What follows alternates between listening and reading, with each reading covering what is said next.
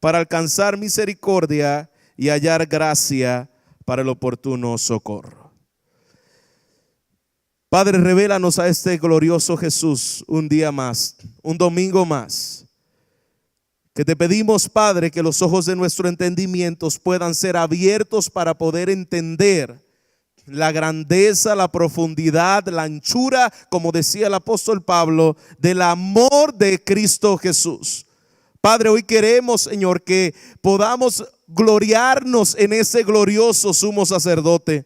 Que podamos salir de aquí, Señor, animados y esperanzados en ese perfecto Cordero que intercede a la diestra.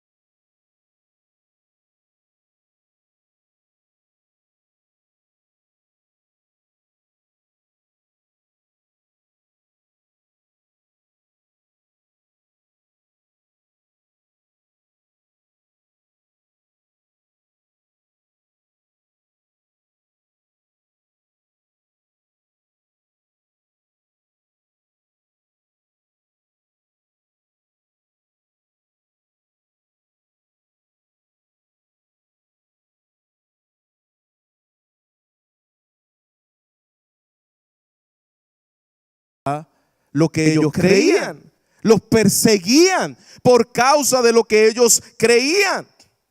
¿A cuánto les ha pasado aquí? Que ustedes han dejado las viejas prácticas, tradiciones religiosas y la gente se te acerca y te cuestiona, ¿por qué ya tú no haces ciertas cosas? ¿A alguien le ha pasado? Los que han venido de la tradición le ha pasado muchísimas veces.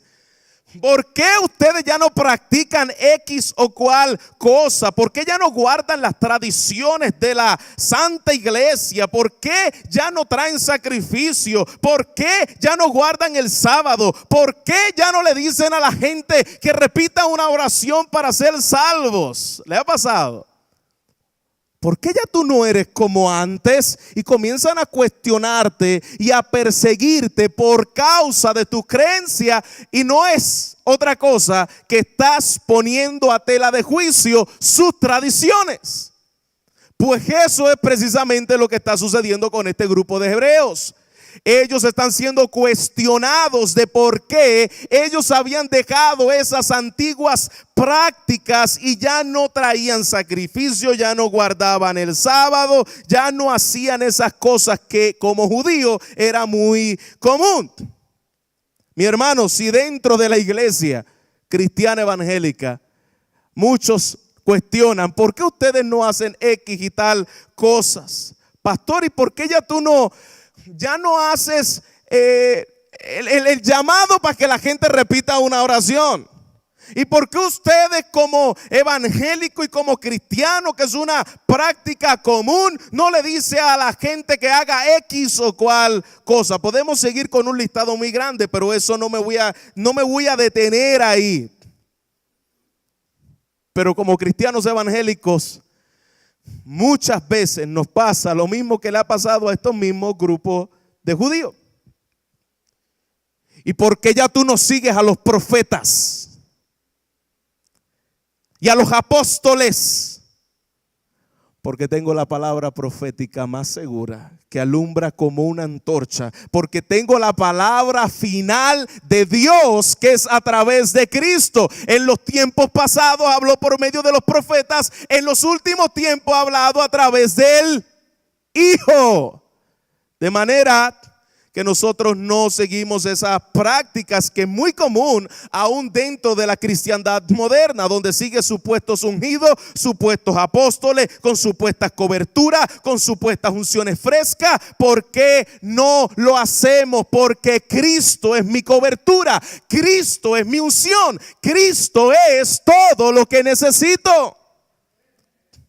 Por eso no seguimos esas tradiciones humanas aún dentro de la cristiandad moderna. Yo no tengo que buscar nuevas revelaciones. Yo no tengo que buscar supuestos hombres ungidos. Yo no tengo que buscar ninguna otra cosa, porque todo lo tengo en Cristo.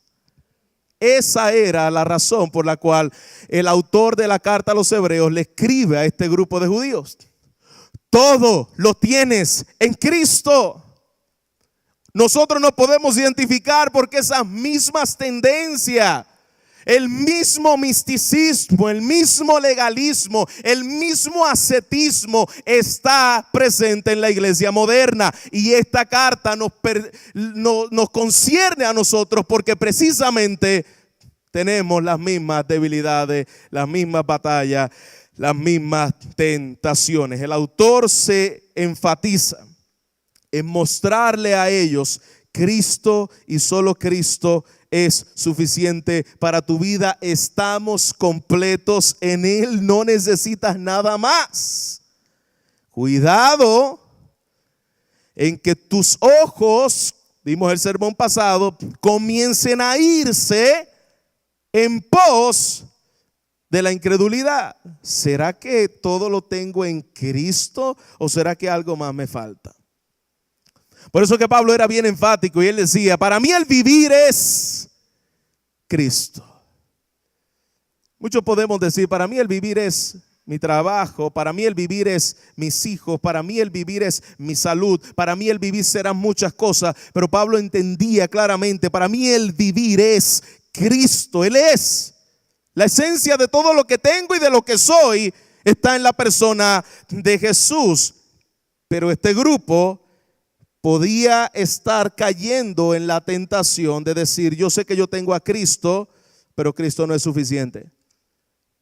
Y es la misma tentación que tú y yo podemos caer en el día de hoy. Yo sé que yo tengo a Cristo, pero Cristo no es suficiente. Y terminamos la predicación pasada viendo cómo el apóstol, el autor de la carta a los Hebreos le dejaba claro: cuidado, porque la palabra de Dios sabe lo que está en tu corazón.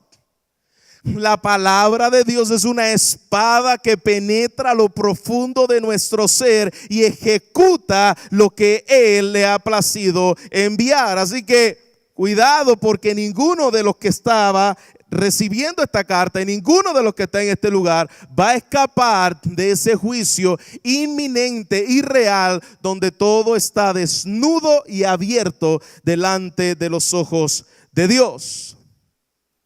Entendiendo eso y culminando el capítulo, entendiendo que es el Dios perfecto que escudriña la mente y el corazón, la palabra que viene a juzgarnos, entendiendo esto, ahora el autor comienza a darle otra dirección en base a lo que es la gracia y el amor. Porque tú no vas a entender lo que es gracia y amor a menos que entiendas lo que es ira y juicio. ¿Entendió bien? Tú no vas a entender lo que es la gracia de Dios a menos que tú entiendas que tú estás condenado. Tú no vas a entender lo que significa que Dios te amó antes de entender que primero Él te odiaba. Ay, pastor, que Dios me odiaba. ¿En qué sentido Dios me odia? Dice la palabra: aborrece Dios a los que hacen iniquidad. Tú no vas a entender eso. Dios es santo y tú eres pecador. Hasta que tú no entiendas la gravedad de tu pecado, nunca entenderás la profundidad de la gracia. terminó dejando al hombre condenado. Mira cómo el autor de la carta a los Hebreos, mira cómo te va a ir si sigues con este corazón incrédulo. Pero ese Dios que es un Dios justo, santo y airado, es un sumo sacerdote. Ese Dios que un día me va a juzgar es el Dios que un día también, el Dios que un día juzgará es el Dios que un día salva. El Dios que condena es el Dios que perdona. Esa es la balanza que muchas veces es muy difícil hacer en medio de la predicación. Y el autor de los Hebreos hace una balanza muy bien, porque ahora, después de presentar a Jesús como juez, ahora comienza a presentar a Jesús como el gran, y no como el sacerdote, como el gran sumo sacerdote. Él no solamente va a ser el juez del día del juicio, Él es el gran sumo sacerdote. El Dios que condena es el Dios que salva.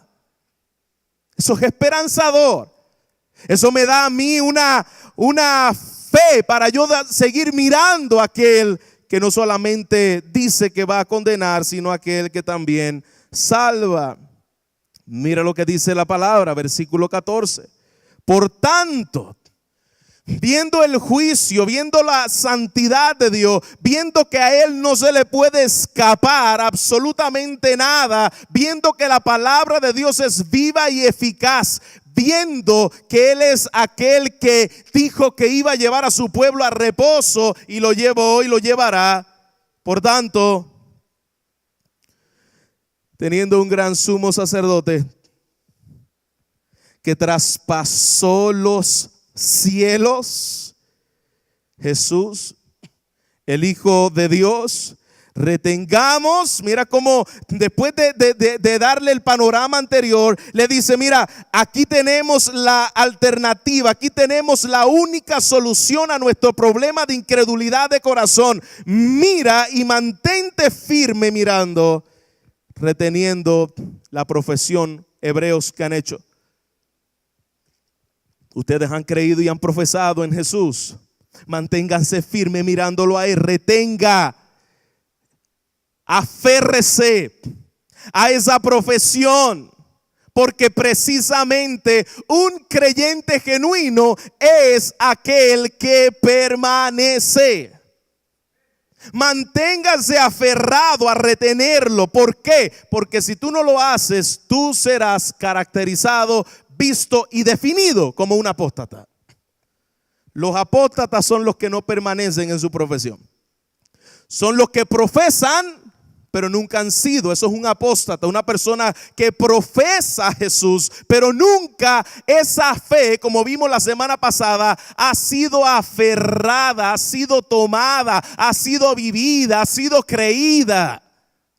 Por eso le dice, manténganse firmes, aférrense a la fe, porque un verdadero creyente nunca dejará de profesar a Cristo. Eso es lo que claramente nos muestran las parábolas del sembrador. Ustedes recuerdan la parábola del sembrador. Había una parábola que decía que uno oyó la palabra del reino, pero no la entendió, y vino el malo y le quitó lo que fue sembrado en el camino. Personas que escuchan la palabra. Otra parábola dice que la reciben con gozo, se emocionan y dicen, wow, qué tremenda predicación, qué tremenda palabra de Dios. Pero esa palabra nunca tiene raíz. Allí no hubo salvación.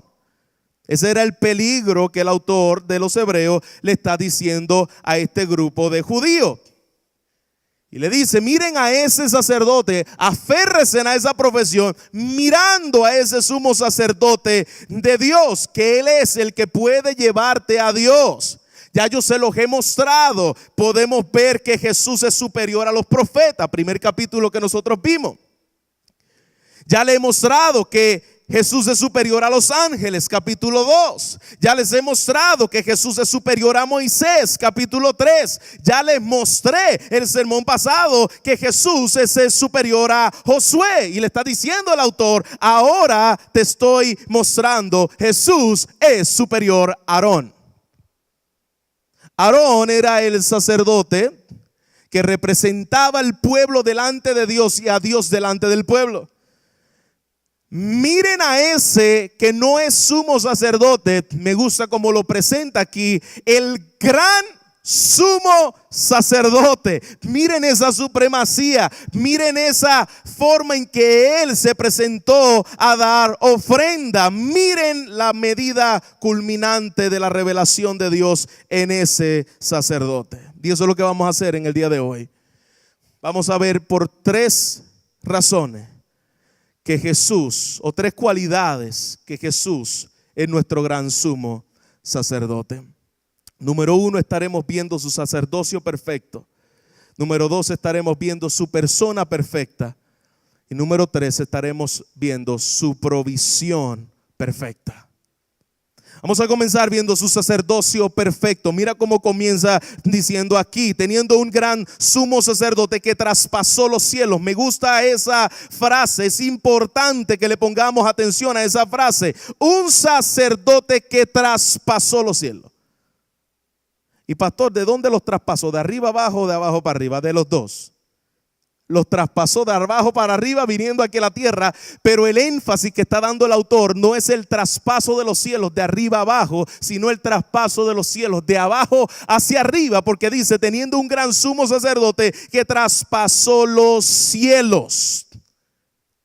Ahora, pastor, antes de entrar a lo que él hizo y lo que él traspasó, explícame qué es un sumo sacerdote. Bueno, gracias por la pregunta. Precisamente un sumo sacerdote era un hombre que intercedía delante de Dios por el pueblo y delante del pueblo por Dios. Eso es lo que hacía el gran sumo sacerdote. El sumo sacerdote ofrecía sacrificio una vez al año. Una vez al año entraba, usted recuerda aquel tabernáculo de reunión llamado precisamente tabernáculo, dado a Moisés por las medidas exactas de Dios. Usted lo recuerda, usted ha leído eso en la Biblia. Pues ese tabernáculo estaba dividido en 3 partes. La primera parte del tabernáculo se llamaban los atrios. La segunda parte del tabernáculo se llamaba el lugar santo, y la tercera parte del tabernáculo se conocía como el lugar santísimo. De manera que el sumo sacerdote iba y presentaba una vez al año un día llamado el Yom Kippur en medio del pueblo judío, y él se presentaba delante de Dios y cruzaba el atrio donde quemaban la ofrenda animal y quedaba allí la grasa. Luego pasaba al lugar donde estaba el candelero de oro y presentaban oraciones, intercesión delante de Dios, y luego pasaba el tercer lugar que se conocía como el lugar santísimo. En ese lugar santísimo había un arca, no una arca como la de Noé, era una arca pequeña que estaba diseñada por Dios con medidas específicas, diseños específicos, y tenía una parte, era cuadrada, y tenía una parte en esa caja que se llamaba el propiciatorio. Esa parte del propiciatorio era el lugar donde la sangre del cordero que mataban del animal era rociada en medio del propiciatorio. Al recibir eso, que solamente podía entrar el sumo sacerdote una vez al año, la gloria de Dios llenaba ese tabernáculo. La presencia de Dios, que en el judío lo conocen como la Shekinah judía. Le digo la Shekinah judía porque eso no es una palabra que esté en la Biblia. La palabra Shekinah no está en la Biblia. Lo que aparece en la Biblia es la gloria de Dios. Es decir, la gloria de Dios, que el judío lo interpreta y lo llama como la Shekinah, llenaba ese lugar y la presencia manifiesta de Dios estaba allí. Era tal así que si había pecado en ese sacerdote que entraba a presentar la ofrenda, ese hombre quedaba muerto allí. Tenían que alarlo por una soga, dice la tradición, porque tampoco la Biblia dice eso. Que a veces decimos cosas muy comunes, que tenía una soga, la Biblia dice que los jalaban por ahí. No, la Biblia no habla de eso. Pero la tradición histórica dice que ese sacerdote tenía un cordón que por ahí lo alaban si ese hombre estaba en pecado. Por eso en Levítico capítulo 16, mira qué tan importante era. Ese sacerdote tenía que, antes de presentar una ofrenda por el pueblo, tenía que presentar una ofrenda por él. Levítico 16 habla de que el sacerdote presentaba una ofrenda por él. ¿Por qué presentaba una ofrenda por él? Porque él tenía que, antes de presentar un cordero y derramar la sangre en el propiciatorio por otros, él tenía que hacerlo por él. ¿Por qué, iglesia? ¿Por qué? Porque era un pecador. Ese sumo sacerdote era pecador y él tenía que presentar también ofrenda por él y ofrenda por el pueblo. Así que todos los años, una vez al año, entraba el sumo sacerdote. La gente piensa que el sumo sacerdote entraba muchas veces. No, era una vez al año. Nadie podía entrar ahí, solamente una vez. Ese día, y tenía que hacer lo que les acabo de decir. Pero todos los años pasaba lo mismo. Entraba el sumo sacerdote, presentaba ofrenda, volvía otra vez, y así año tras año, tras año, tras años estaba este sumo sacerdote haciendo ese tipo de práctica. Ahora, entendiendo lo que hacía el sumo sacerdote, pasaba, es decir, el lugar de los atrios, el lugar santo y el lugar santísimo. El sacerdote que está hablando aquí, que es el gran sumo sacerdote, no traspasó eso. Recuerda que esa simbología del tabernáculo era una gloria que está en la eternidad. El cuadro del tabernáculo no es otra cosa que un mapa de cómo es el cielo, de cómo está dividido el cielo. Un cuadro, una sombra de lo que es una realidad. Y ahora dice la palabra que este gran sumo sacerdote traspasó los cielos. ¿Cuáles cielos traspasó? Bueno, yo no sé si usted conoce un poquito de geografía o un poquito acerca de cómo están divididos los cielos, pero los cielos están divididos en tres partes. La primera parte se conoce como la atmósfera.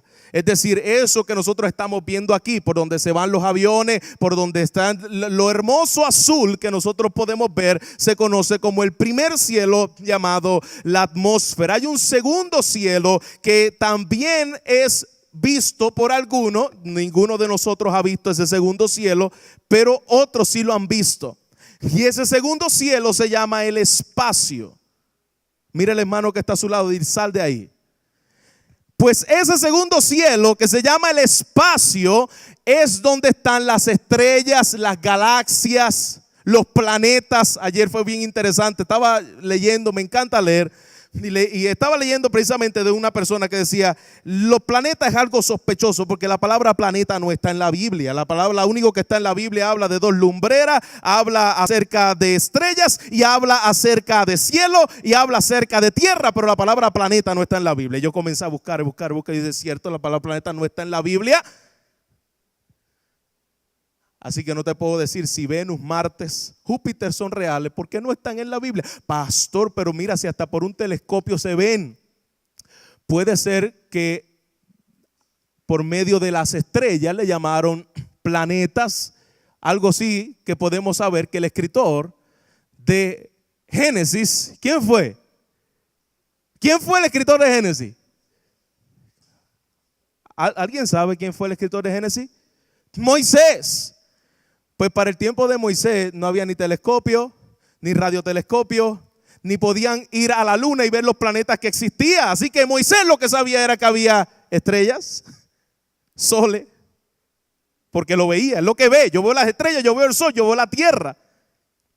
Claro está, la luna, las lumbreras que habla la palabra de Dios. Bueno, pero yo no le voy a dar una clase de ciencia porque ese no es el propósito de estar aquí. Estamos estudiando la palabra de Dios. Jesús traspasó los cielos y ese traspaso de los cielos, ya vimos, pasó la atmósfera, pasó lo que es el espacio y llegó al tercer cielo, que es lo que se conoce como la presencia misma de Dios, donde Dios se preparó, porque dice la palabra que los cielos de los cielos no lo pueden contener. Así que él mismo se preparó ese tercer cielo para él manifestar de allí su gobierno y su gloria, donde está la presencia de Dios. Y aquí dice la palabra que él traspasó los cielos, fue a la presencia de Dios como una ofrenda perfecta, como un sacerdote perfecto, con una sangre perfecta, y le dijo al Padre: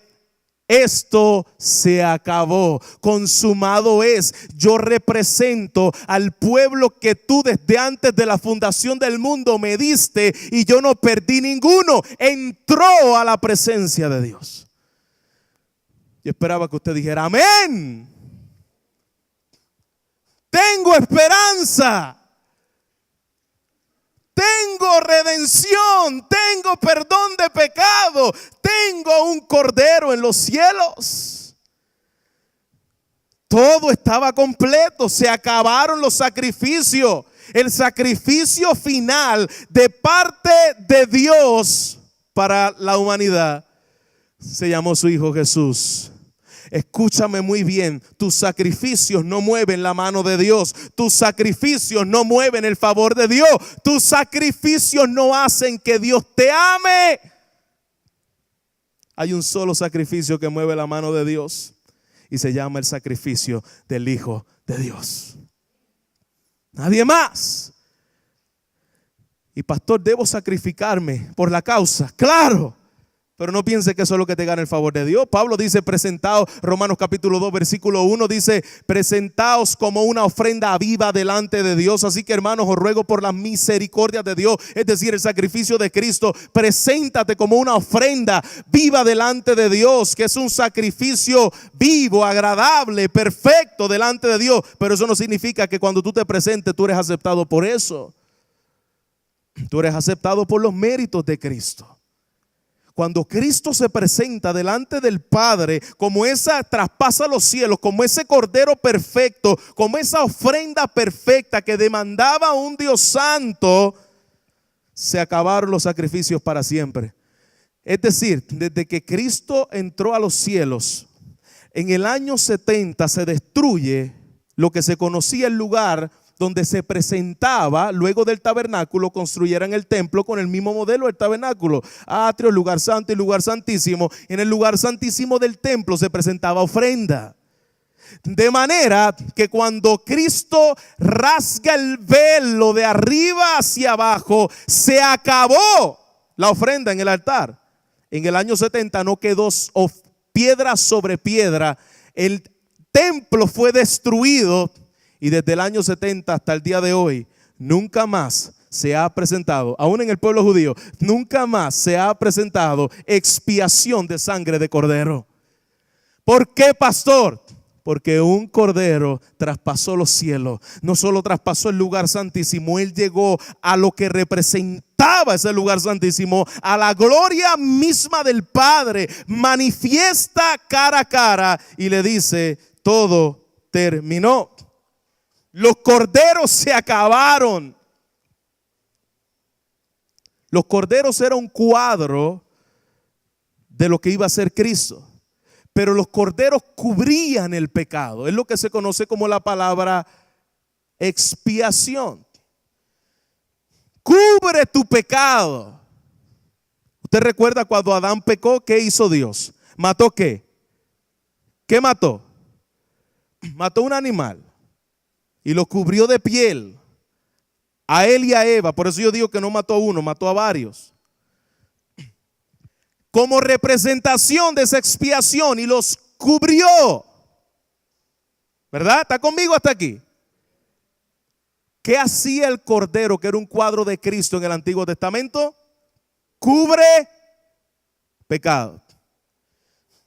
Cristo no cubre pecado. Ay, pastor, no diga eso.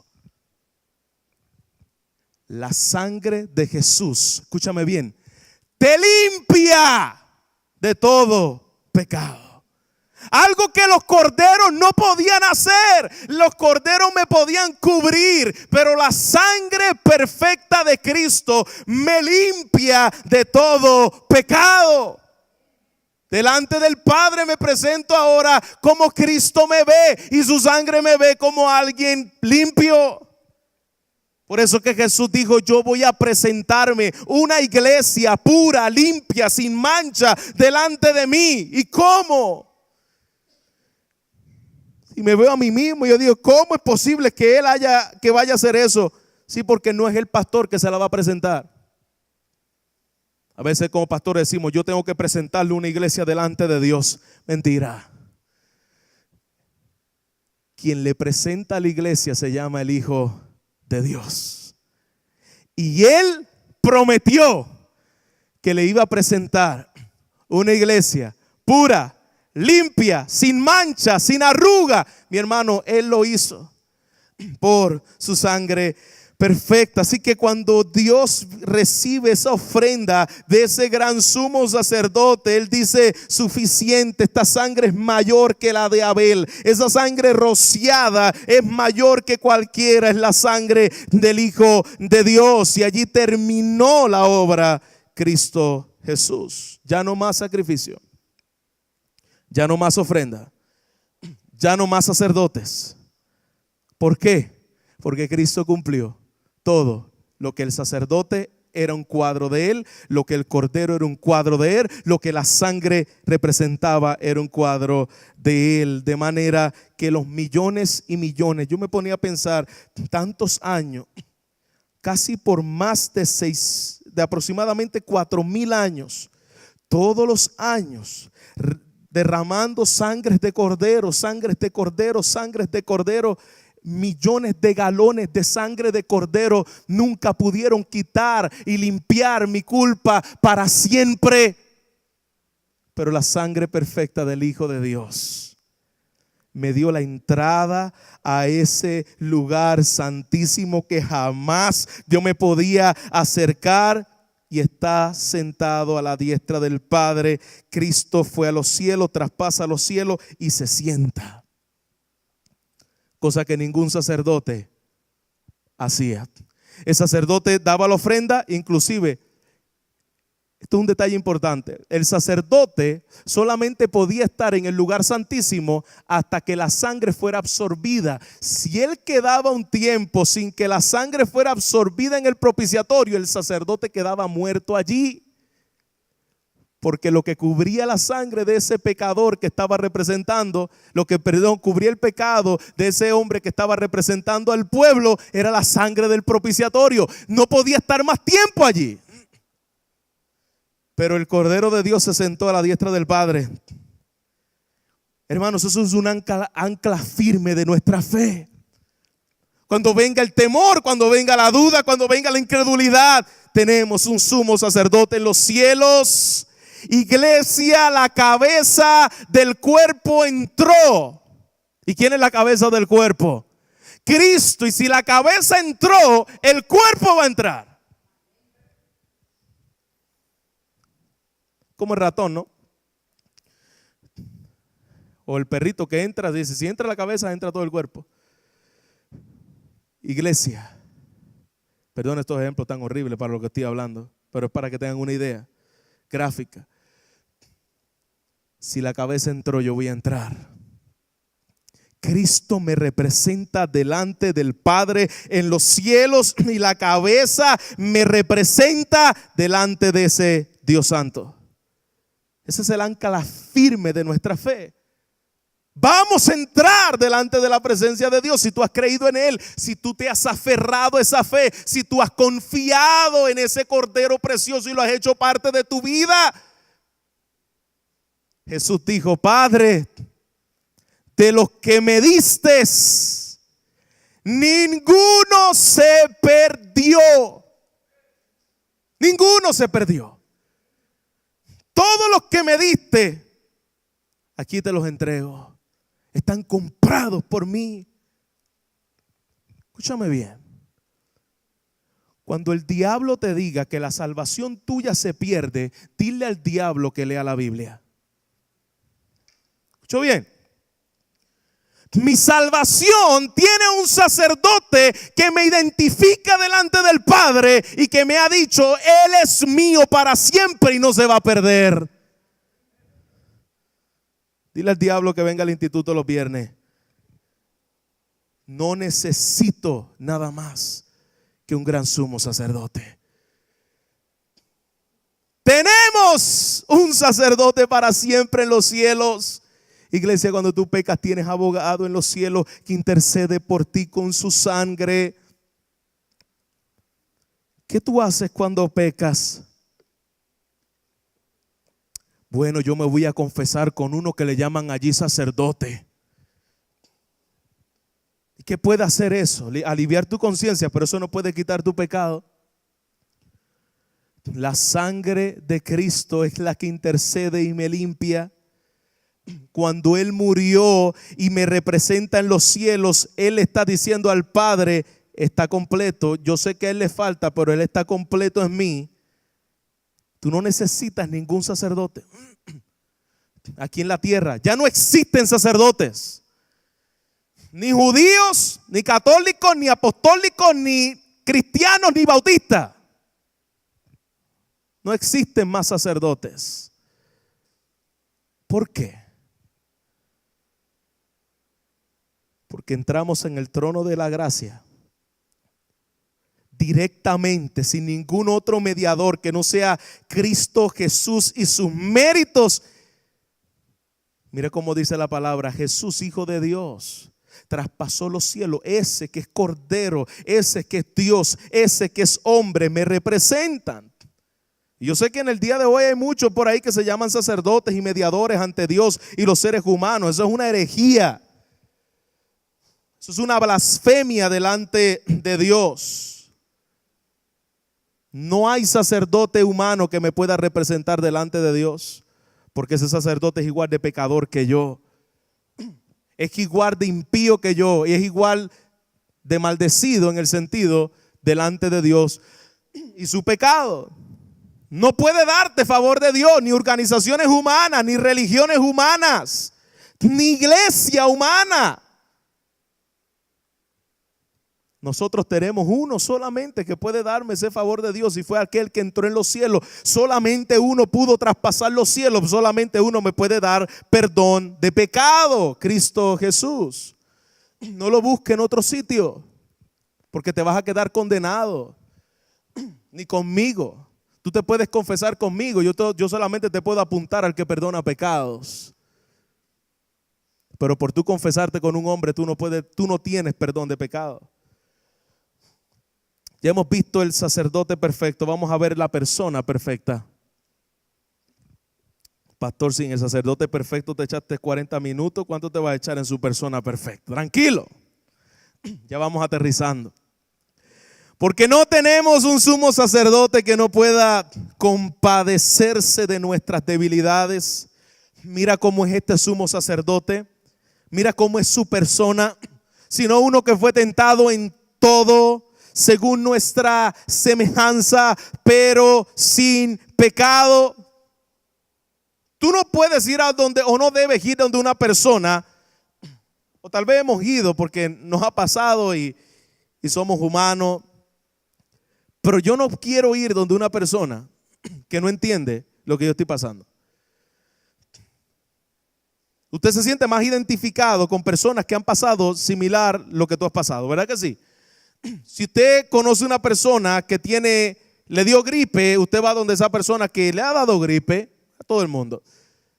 Pero si usted es una persona que tiene cáncer específicamente en un lugar de su cuerpo y conoce una persona que le dio cáncer en ese mismo lugar de su cuerpo, tú quieres ir donde esa persona.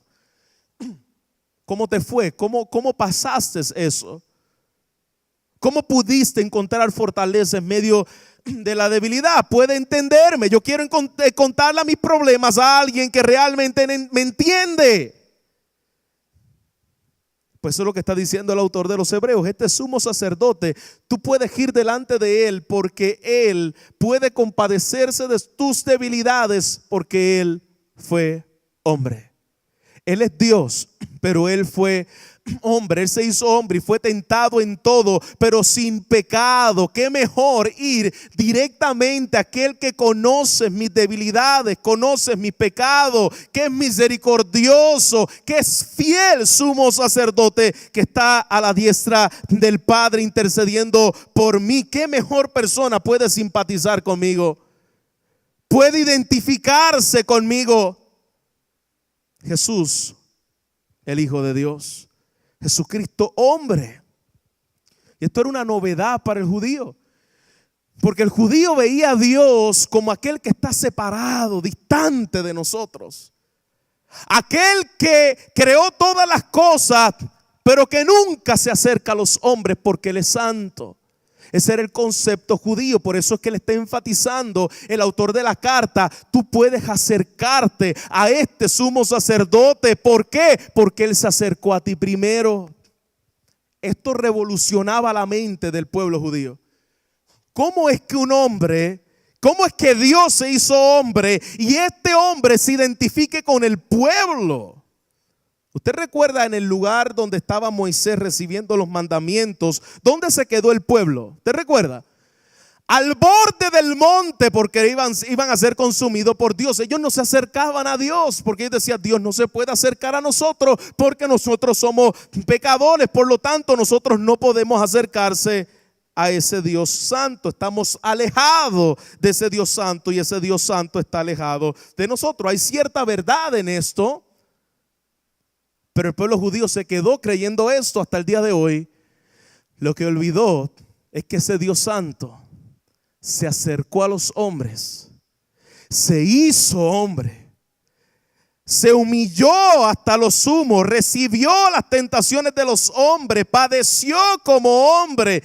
Ellos no conocían a ese Dios cercano, ellos conocían a un Dios lejano que está allá en el cielo, pero un Dios que se acerca. Uno que fue tentado en todo según mi semejanza, es decir, igual que yo. A ti te da sed, a Cristo le da sed. Tú sufres, Cristo sufrió. Tú te deprimiste, hubo un momento dado donde Cristo cayó en una angustia profunda. A ti te duele, a Cristo le dolió. Tú has sido traicionado, a Cristo lo traicionaron. Eso es lo que está diciendo el autor. Uno que fue según nuestra semejanza, lo mismo que tú has sufrido, alguien igual que tú y mayor que tú lo sufrió. Se llama Cristo. Acércate a ese sumo sacerdote que puede conocer lo que tú estás pasando y decir: yo sé eso y mucho más. Pero, aquí una palabra importante, y este pero es importante y no lo debemos dejar pasar. Pero sin qué. Pero sin pecado. Él tiene las mismas debilidades que tú, tuvo las mismas debilidades que tú, sin pecado. Sufrió burla, pero no pecó. Cuando se burlan de ti, ¿qué tú haces?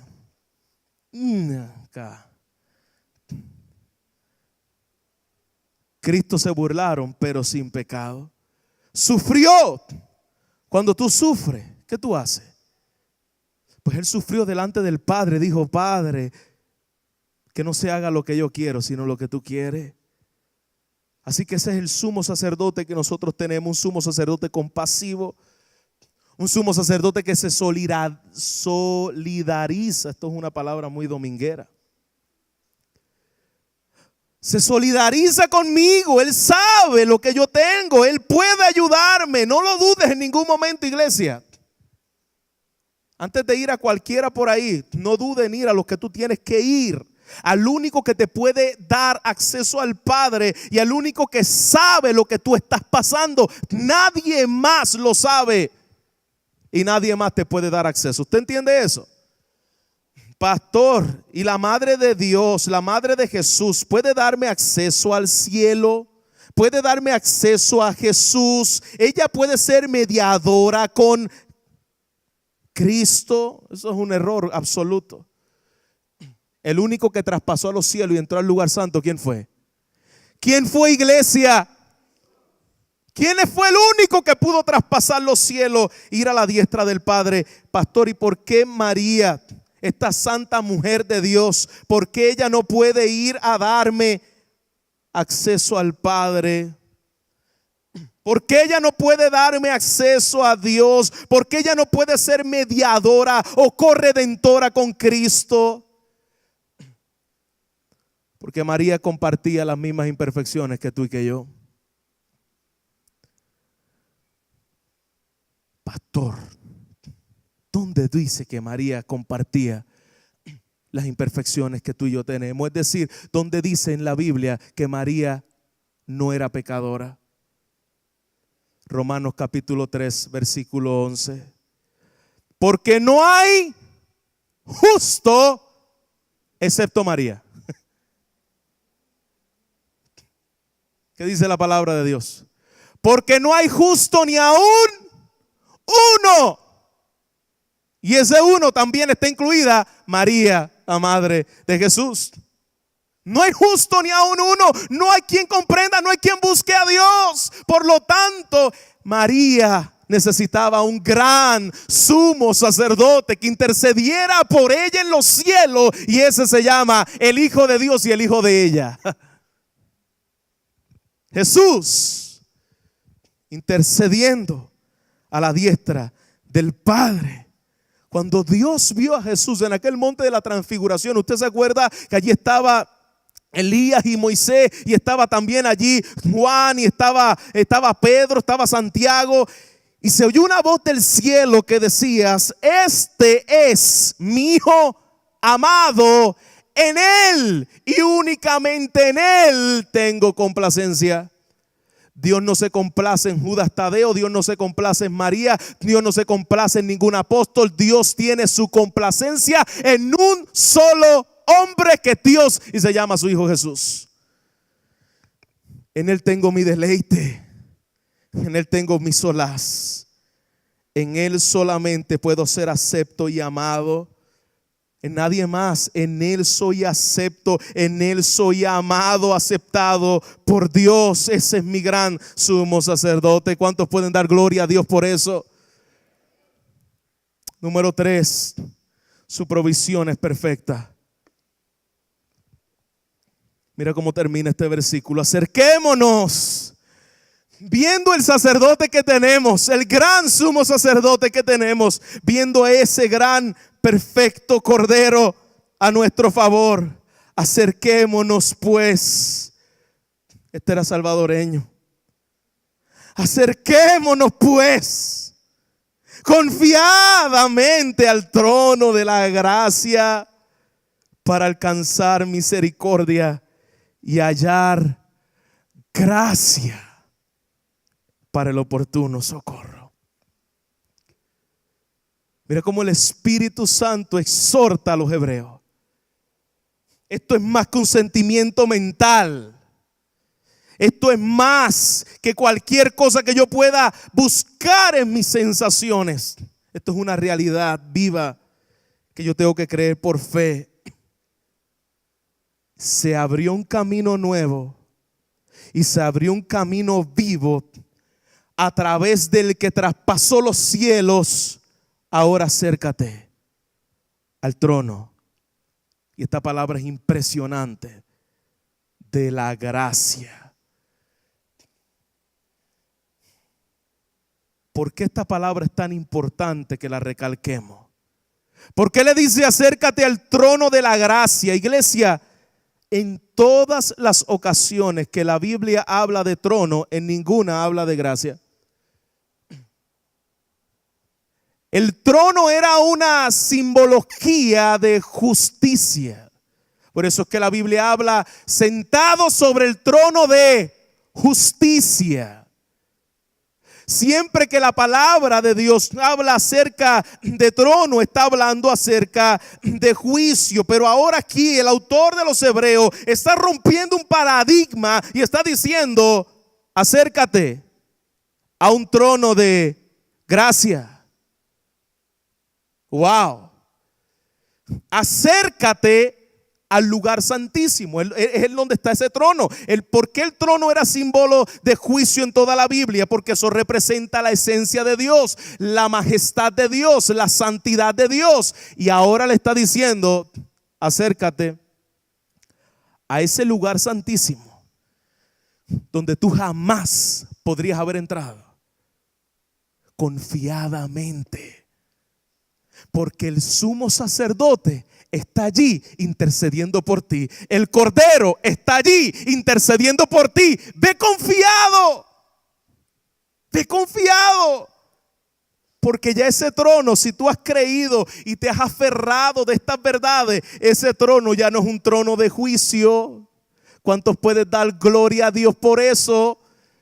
Ya no es un trono de juicio, dice la palabra del Señor, que ahora es un trono de gracia. ¿Por qué se convirtió de juicio a gracia el trono? Porque el sumo sacerdote está allí. El gran sumo sacerdote entró a los cielos y está sentado en ese trono. Él está sentado en el trono de justicia y lo abrió para hacer un trono de gracia por su pueblo. Para que tú tengas una idea, acompáñame a Apocalipsis capítulo 4, versículo 5, y usted va a ver lo que habla. Usted puede leerlo de asignación completo en su casa, pero tú puedas tener una idea de lo que representaba ese trono.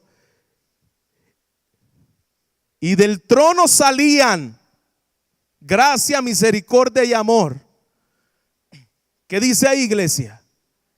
Y del trono salían ¿qué? Relámpagos, truenos, voces. Delante del trono ardían 7 lámparas de fuego, las cuales son los 7 espíritus de Dios. ¿Quién se quiere acercar ahí? Pecador, tú te puedes acercar ahí. ¿Tú te puedes acercar ahí, pecador? ¿Sí o no? ¿Tú quieres que entrar delante de esa santidad de Dios, en medio del fuego que consume de Dios? Apocalipsis capítulo 20, versículo 11 dice: y vi un gran trono blanco y al que estaba sentado en él, cuya presencia huyó la tierra. La tierra no quería estar delante de esa santidad. Huyó el cielo y se halló y no se halló lugar para ello. Huyó la tierra, huyó el cielo delante de la santidad de Dios. ¿Cuánto más no huirás tú, pecador, delante de Dios? Pero te tengo buenas noticias en el día de hoy. Ese trono se volvió un trono de gracia. Ese trono, ahora tú puedes entrar, dice su palabra, confiadamente.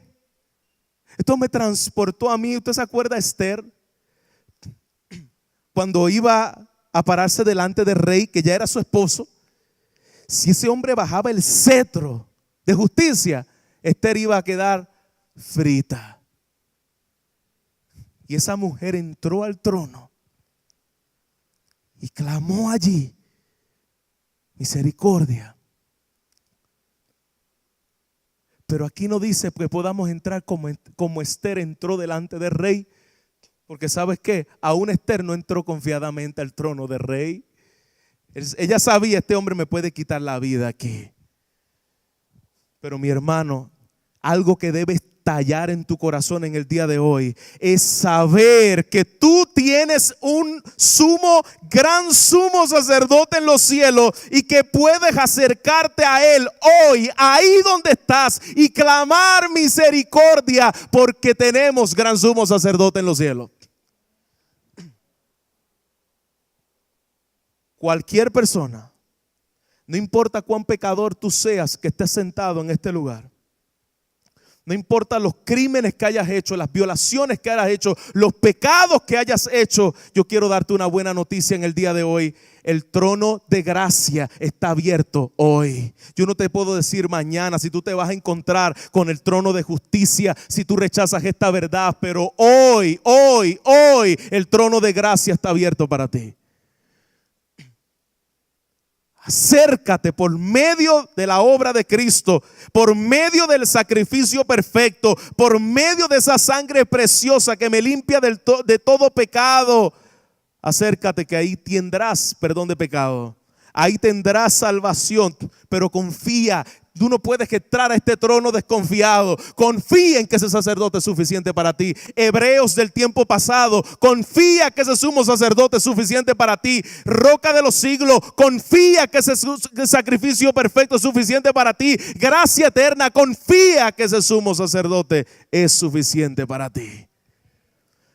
Confía en Él. ¿Qué estás pasando en el día de hoy?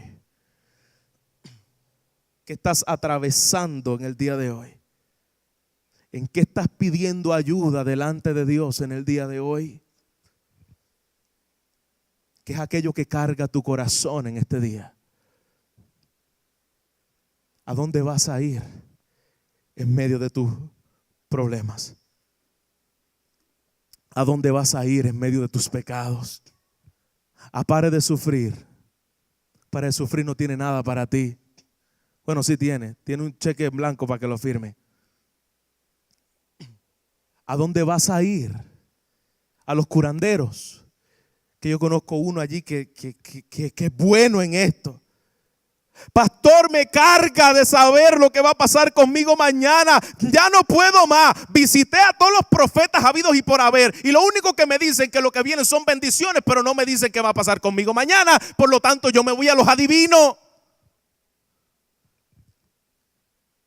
Yo me voy a los adivinos que me digan qué va a pasar conmigo mañana.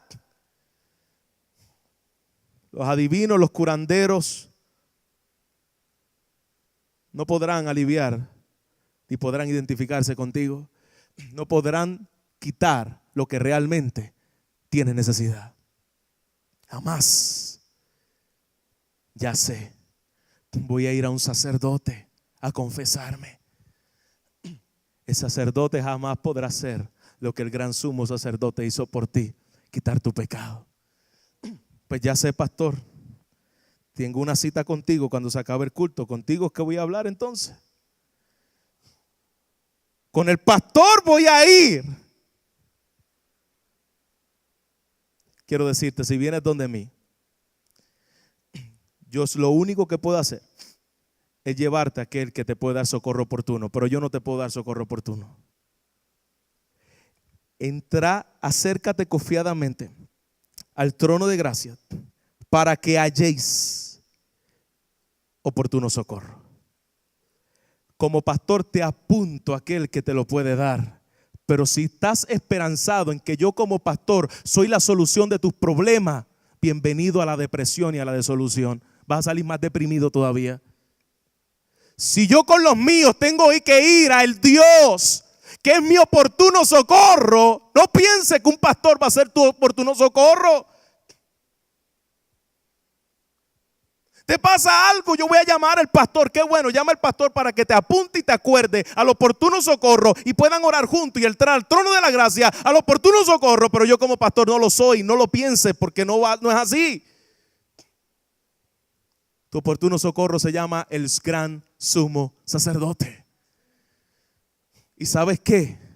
Gloria a Dios por los pastores, pero ¿sabes qué? Tú solito puedes entrar a ese trono de gracia.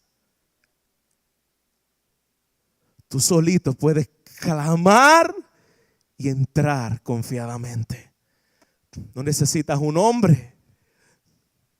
Bueno, necesitabas un hombre perfecto y es Cristo Jesús. Pero ¿en qué necesitas ayuda en el día de hoy?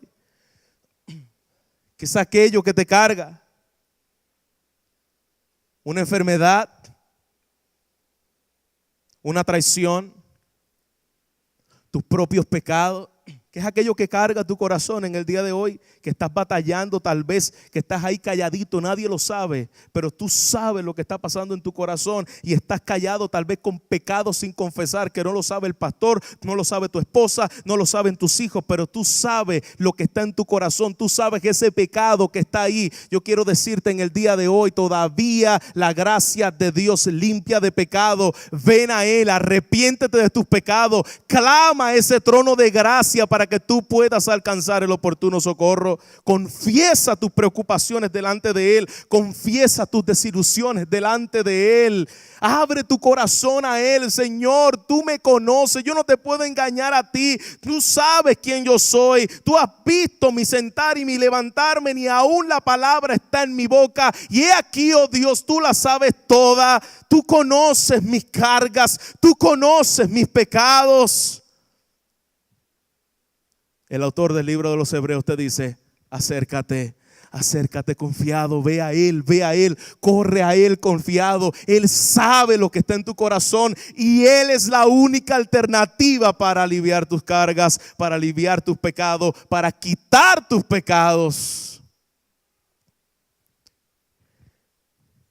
Ya el trono de juicio tiene sumo sacerdote y Dios te quiere dar misericordia hoy. Si sales de aquí resistiendo esta verdad, ese trono glorioso de la gracia que yo te acabo de hablar, no será el que te encontrarás cuando tú mueras. Si sales de aquí sin ir a ese sumo sacerdote y descansar en Él los trabajados y cargados, yo no sé, bueno, yo sí sé lo que te espera luego. Y no es el trono de gracia, ¿ok? El trono de gracia está abierto hoy. Hoy está abierto ese trono de la gracia. Clama a Él ahí donde tú estás sentado. Clama a Él. Dile: gracias, Señor, por darme a ese perfecto representante delante de tu santidad. Clama a Él. El Dios de amor ha provisto sacrificio. El Dios de amor me ha dado acceso. El Dios de amor me ha mostrado gracia. Ese es nuestro Dios, iglesia. Ese es tu Dios. Ese es nuestro Dios. El Dios que dio a su Hijo. Pastor, Dios se olvidó de mí. Y el sumo sacerdote diciendo y intercediendo por ti delante del Padre: pastor, Dios no me hace justicia. Y el sumo sacerdote, si realmente has creído en Él, intercediendo por ti al trono de justicia, dándote un trono de gracia. No midas el amor de Dios por causa de lo que tienes o dejas de tener. No midas el amor de Dios por causa de cuánta salud tenga o dejes de tener. No midas el amor de Dios por cómo te fue esta semana. No midas el amor de Dios por cuánto dinero tenga en la cuenta. No midas el amor de Dios por cuánto en mi trabajo me dan aumento, me lo quitan. Mide el amor de Dios como dice Primera de Juan: en esto conocemos el amor de Dios, en que Cristo murió por nosotros.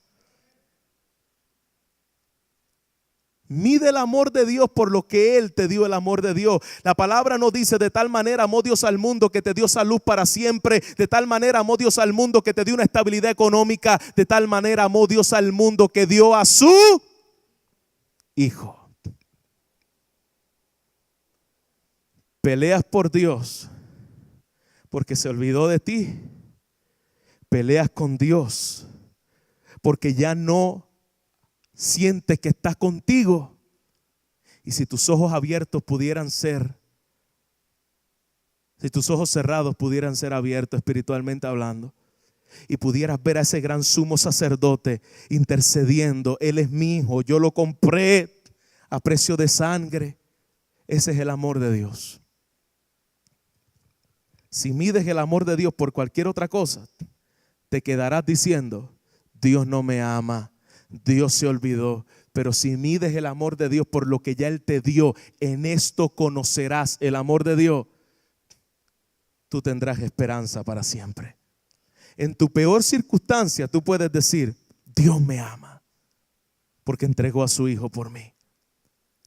Dios me ama porque hizo maldito a su Hijo por mí. Dios me ama porque entregó a aquel preciado, perfecto, eterno Hijo de Dios y está a la diestra del Padre por mí.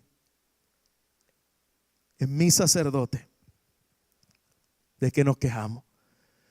¿Está conmigo hasta aquí, iglesia? Él es mi sacerdote. ¿De qué nos quejamos? Levante la mano aquel que sabe que Dios controla todo? ¿Cuántos creen que Dios controla todo? Deje su mano ahí arribita. ¿Cuántos creen que Dios controla todo? Levante su mano, yo quiero verla. Ahora yo quiero decirte, ¿por qué te quejas? ¿Por qué te quejas? Sabes que Él controla todo, ¿por qué te quejas? Sabes que Él es tu sumo sacerdote, ¿por qué te estás quejando? Dale gloria a Dios, porque Él es todo lo que yo necesito. Él está en control absoluto de mi vida y confío que ese perfecto sacrificio intercede por mí. Y mira cómo termina el versículo: para hallar gracia para el oportuno socorro. Esa pequeña frase, oportuno socorro, es decir, en el momento crucial, en el momento en que tú lo necesitas. Tu oportuno socorro es hoy. Ese Dios que te provee hoy la salvación, que es un gran sumo sacerdote, ven en confianza porque Él tiene oportuno socorro para ti hoy. Manténganse firmes. Iglesia a los hebreos, iglesia amada que te encuentra aquí en el día de hoy, manténgase firme en la fe que profesas. Él te ha dado oportuno socorro. No se te olvide que tienes un gran sumo sacerdote que se compadece de ti, que traspasó los cielos, que intercede por ti, que está en control de tu vida, que te puede llevar al Padre para el oportuno socorro. Esto debes salir de aquí en el día de hoy con tu corazón lleno de descanso y de gozo delante de Dios. Pero si tú estás aquí con Cristo, esto te debe dar esperanza y clamar ahí donde tú estás y decir: Padre, yo quiero ese gran sumo sacerdote. Perdona mis pecados, límpiame de toda maldad, porque hay uno que traspasó los cielos a la diestra del Padre. Póngase de pie, iglesia, vamos a orar.